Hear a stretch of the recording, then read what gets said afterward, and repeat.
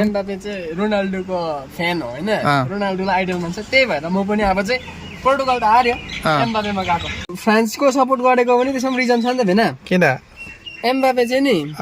रोनाल्डोलाई चाहिँ आइडल मान्छ क्या त्यही भएर चाहिँ म एम्बापेको होइन होला हौ खासै म रोनाल्डोको हो होइन रोनाल्डोको फ्यान हो अब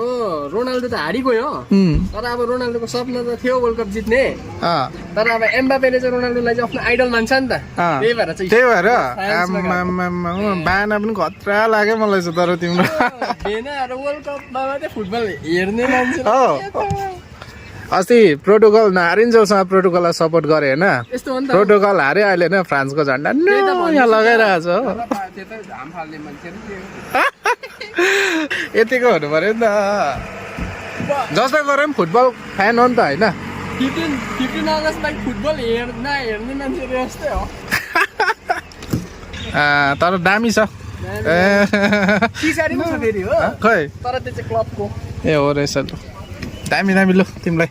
अब चाहिँ नयाँ हारोस् है